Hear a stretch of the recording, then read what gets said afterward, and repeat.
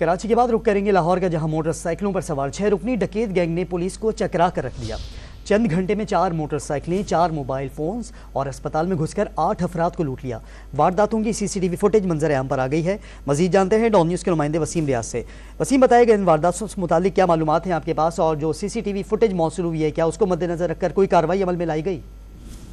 जी देखें अली, ये 6 रुकनी गैंग है जो 2 मोटरसाइकिलों पर शहर भर में गश्त करता है, असला लिए घूमता है, लेकिन पुलिस को कहीं नजर नहीं आता। लेकिन इन्होंने शहर में जहां जहां लूटमार की उन तमाम वारदातों की सीसीटीवी फुटेज जो है वो सामने आ चुकी है।